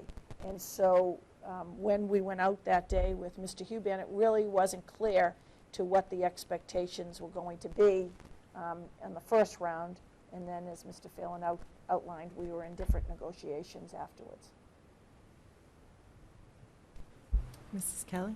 Just in the first round, I don't remember any discussion of changing our curriculum standards. And I don't know whether in your research you had come across any of that, or whether that was a change, in the second application process that became prominent. And quite frankly, how disturbing that is to me, that something as important as changing really our standards that Massachusetts has worked very hard on, individual communities have worked very hard on, sort of was snuck in at the last minute in a very, short-term process. So am I incorrect about in the first round that there was a connection to changing to core standards, whatever? No, I never heard that there was any connection to changing the standards. Basically, at the meeting that we attended, they said, sign on, trust us, let's get the money and let's go forward. That was basically the presentation I was given. Yeah. I guess I'm just going to throw this out there. I just feel like we're just sitting back and we're saying, okay, we're going to do this. I mean, is there nothing, Ms. Gormley, are there other communities, I know Canton didn't join in, are there other communities that we could perhaps join together with and talk to the state and say, we don't want to go in this direction. We are doing well, and yes, there's funding attached to it, but is it worth the funding? It's a drop in the bucket in terms of the yearly spending on education for the state of Massachusetts in terms of what's being brought in. In two things. One, and I can understand why the public, every dollar matters. And so I have to tell you that we protect and we value every dollar from the taxpayer. So I can understand when the public will hear this and say $15,000. To the public, $15,000 is a lot of money. It's a lot of money to us. It's a lot of books. And so we're not just turning our head to $15,000. So we want to explain to the public why we're not in Race to the Top, and I know that you have been asked. But to Mrs. Kelly's point, we're going to start attending conferences, and I have a meeting with the communities that were involved with Charms and Canton, and I'll follow up on just your request. The issue is that you referred to earlier about unfunded mandates. This is going to, we're on a track with professional development and our teachers knowing the standards, and when we share the MCAS scores, we know that the curriculum exists in Milton for children to score at the advanced. We know that curriculum exists. We're working hard to give everybody that curriculum. And so to Mrs. Kelly's point, we're on a track. Our professional development's working. You're going to see the results at Pierce and be all the resources that you have put into the Pierce School. And when I think sitting down with the warrant committee and them understanding the needs of the Pierce School, you're going to be pleased. To Mrs. Kelly's point, now we have to redirect our professional development. And again, Dr. Pavlicek said with his other hat that there are teams out there working, and when you see this data about, which questions will be included on MCAS, which won't be included, and it becomes a moving target, and the professional development's going to have to move with that, because we want our children advantaged just like every child in the state of Massachusetts and in the country. So to Mrs. Kelly's point, again, Mr. Phelan and I had a discussion. What's MCAS going to look like next March and May? What's it going to look like? Are the new standards going to be the new test? What's going to change? This year it won't change. Right. Nothing will I change. thought it was going to change. Well, until they said it wasn't going to change, I was telling Mr. Phelan that it's going to change, but you can't wait for next year. And so we have, the work is there, and it takes valuable dollars, and to this point, you heard the discussion about professional development. So we'll keep you abreast when we're out there and talking to communities that are involved and not involved. Mr. Pavlicek? It is a strange situation. We tend to say that a lot about the Commonwealth of Massachusetts and the Department of Education. You've got the two different issues here. When you sign on to Race to the Top, there are certain things you sign on to. But in our case, even when you don't sign on, there are things you're signing on to, which is this, when the Department of Elementary and Secondary Education says this is the new standards, it doesn't matter whether you're in Race to the Top or not, these are the new standards. The other issue that was alluded to of tying teacher pay to performance on MCAS and so forth, I mean, we would easily spend more than $15,000 on legal fees to try to negotiate that into an agreement. That was a money loser for us to try to go that route. For that reason alone, it wasn't worth going into Race to the Top.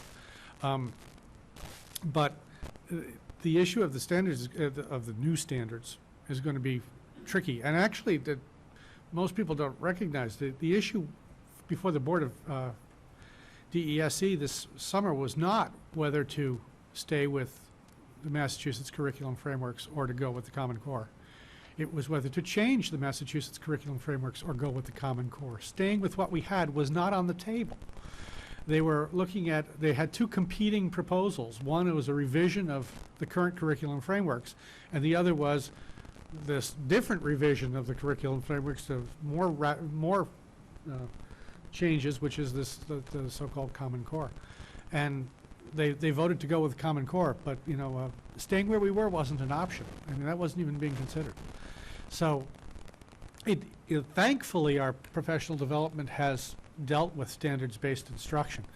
So our teachers know what standards are and how to deal with them. And the issue now is not merely, but at least it's just reacting to a new set of standards and not learning how to deal with standards, which is, but there will be costs for whatever the changes in the curriculum are, assuming we find out what the changes in the curriculum are in some reasonable amount of time, because it's not set yet. It's just amazing, and it's standard operating procedure amazing, but it's how the state works. Mr. Hubian? Ms. Gormley, I was wondering if you could touch on two different grants. First, do we know where we are with the Coles grant? The money that, Facebook money or whatever it's called, or? I haven't been notified that we won.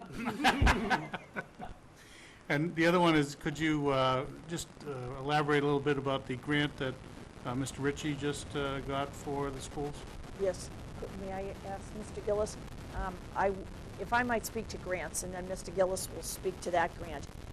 Again, the response of Milton Public School parents. Last spring, I put out in an email blast, working with Kristen Bagley-Jones, and asked parents who were interested or had background in grant writing to sit down with Chris Malowski, our MFE-funded grant writer. And because here we are, the 5 of us, and we work with him and the leadership team, so that expands our group to 25, and we have thousands of residents in the town. So 25 parents, guardians came forward, and next week we have our first evening meeting. So we're going to send him all of the grants that have been written, send this group all the grants that have been written, and they'll bring their expertise. So it's sort of to the Coles grant that came forward from MFE, Ms. Quealy came forward, and we said perhaps if we just expand the outlets and the ideas for Chris Malowski, we'll improve our rate of earning and gaining these grants. So to Mr. Huban's question, Mr. Gillis? Yes.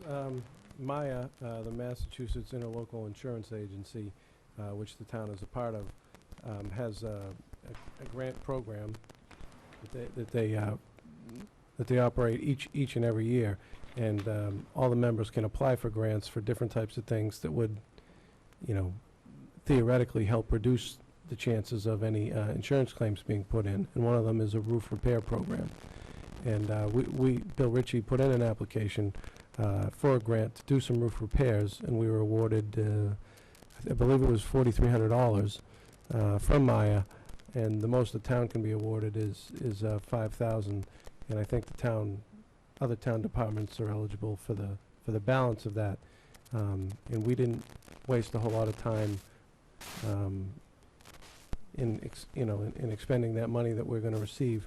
We've already sent out a purchase order to do a roof repair. We solicited 3 quotes for a section of the Cunningham roof where water had been pooling up and sometimes leaking in. And the low responsive and responsible quote, and they'd done work for us and for Curry College before, came in at $4,500, and I just sent off that purchase order yesterday. So we hope to have the vendor in before next week is over to repair that section of the roof. And I just want to qualify or clarify one point that you made. So we're talking about a roof at Cunningham, and some people watching at home might say, but that's a newly, restored building. And the fact of the matter is not all of that roof was new. So there are portions of it that remained, and Right. The building project had new construction and renovation, and some of the existing roofs on the Cunningham School, the Pierce Middle School, the Tucker Elementary, and the Glover School were in good enough shape at the time of construction that we had decided to forego changing them, and some of them at the time were still under warranty. So that was value engineered out. But as time marches on and the elements march on, you still need to do some repairs to some of those older sections, and that's what we're taking on, at least in a small area this fall. thank you. Okay, anything else, Mrs. Kelly? I do have a few more things. First, I'd like to again commend Mr. Gillis for his reporting on our finances. And in our effort for the school department to be the most transparent department financially, we will be posting both the monthly updates as well as the end of the FY10 report online, so that if residents want to dig into some more details or ask any questions, we welcome them. We really do believe that we take very good care of, as Ms. Gormley pointed out, of the taxpayers' money, and we want to present to you the information so that, again, we can be as transparent as possible. I think we have 2 more things on our list. The Jobs Fund, is that something we're going to discuss tonight, or is that? I'd Right. just rather table that. Table that for now, Table okay. that to the 22nd. And then if we could just get an update on the cameras, the status of the cameras, if there's anything to report. There is a brief update. Yesterday, at 2 o'clock, we accepted, best final offers from state-approved contract vendors, and we received 3 out of the 4 potential available, as one Signet withdrew before. So we received an offer from BCM Controls, one from ISIS, and one from Lantel, who did not submit an initial proposal. And I've been going through them, and actually went to the Boston Convention and Exhibition Center today to check a reference on one of the vendors that indicated that we would be using the exact same software and some of the exact same cameras, so I could see them in action over there and view video recall. And it was instructive. We've also been, when I say we, that's Bill Ritchie, our Director of Facilities. We've also been to Milton Academy, which one of the vendors is using the exact same system. And we'll be checking a couple more references, and I'll be bringing forth a recommendation on the best value, not necessarily the lowest bid, because we're trying to do the right thing for the right amount of money in the longest period of time, and sometimes saving $8 just might not be the best way to go. Thank you. Thank you. Ms. Kelly, did you want to just have Mr. Gillis speak to the online payment? Oh, I'm sorry. Yes, I would. Because I'm a big fan of online Me too. payment. Like Mrs. Kelly, some of the working parents that have one long job or maybe 2 jobs really appreciate this. In the packet is a report that shows our online payments thus far, and the first thing we had up before it was bus transportation. The second program we had up was kindergarten, and you can see folks paying it, and it's really started to take off with our before school and after school programs as well. Through September 1st, we'd collected $56,700 online, and it helps the treasurer's office and our office with cash reconciliation and check counting and bounce checks, because when folks pay online, they get notification right away if they typed in the wrong bank account number or routing number, or if they had insufficient funds. They get that notification. We don't have to go through the process. So we're off to a good start. We have middle school student activities up.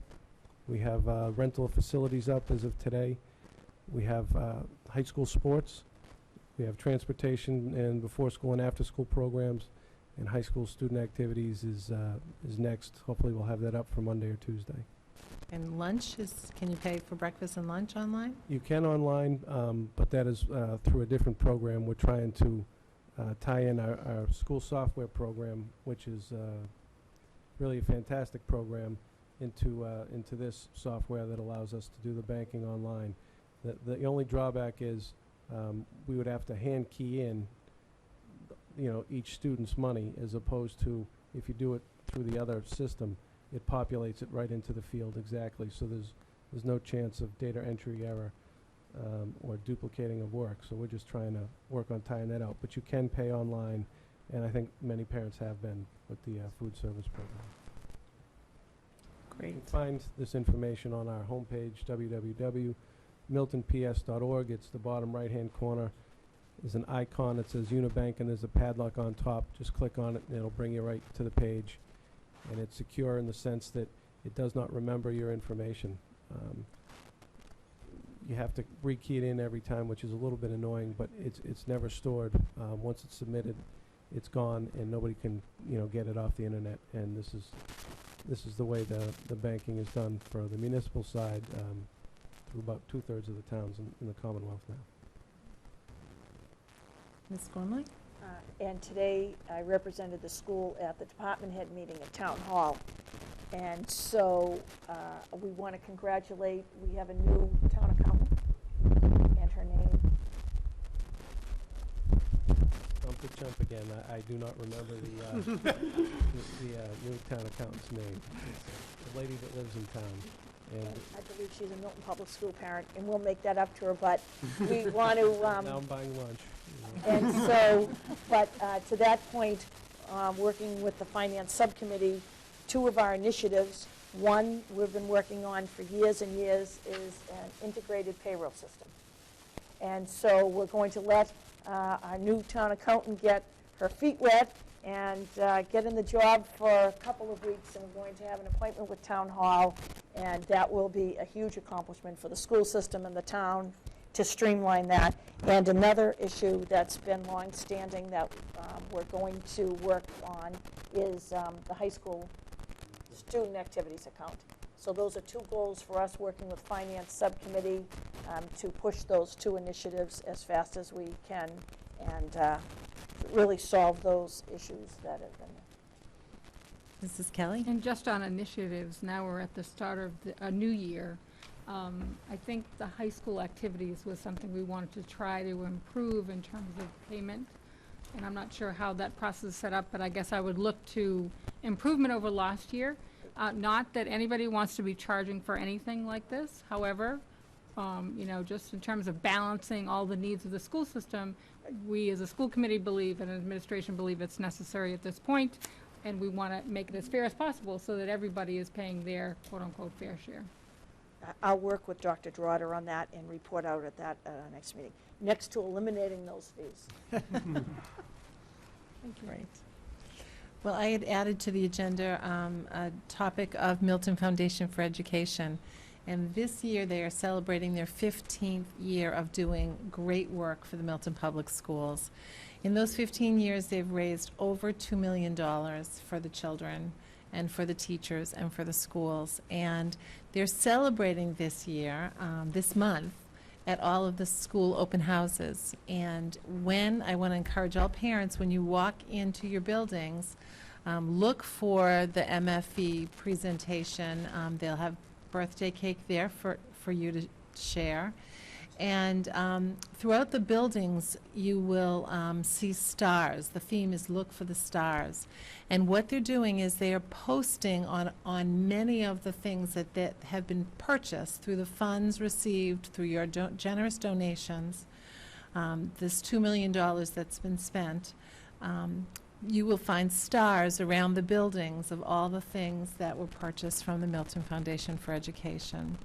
So I want to say the dates of the open houses, too. Those are September 14th from Milton High School. That's from 6:30 to 8:30. The Glover Open House is September 16th from 6:30 to 8 p.m. The Tucker Open House is September 22nd from 6 to 8 p.m. The Pierce Open House is September 23rd from 6:30 to 8 p.m. Cunningham is the 29th from 6:30 to 8, and Collycott is the 30th from 6:30 to 8. So please, if you, parents and families, as you're walking around the buildings, take time to notice all the stars that you see, and just take a moment to reflect on the difference, the impact that all of those donations have made to the educational life of each and every child. And say thank you to those volunteers from the Milton Foundation for Education. Okay, do we have any old business? Mr. Hubian.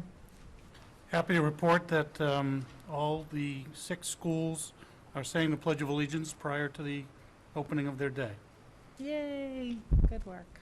Good work, Superintendent Gormley, thank you. Any other old business update? Next meeting agenda items, aside from those that have already been identified? Nope. I do. At the next meeting, I thought Mr. Hubian was I going to did bring too. it up. We're going to talk about our school choice committee that's going to study the issue under the leadership of Mr. Phelan. So we'll be looking for volunteers. Great. And we'll be presenting MCAS, AYP, my goals, and self-reflection. Thank you. Okay, we are not going to, there's not a need for executive session, even though it's on our agenda tonight. I'm sorry. So I'll entertain a motion to. I'll move, we adjourn. Yeah. Wow. And it's seconded. All in favor? Thank you so much to Mike Lynch from Cable. Thank you, thank you.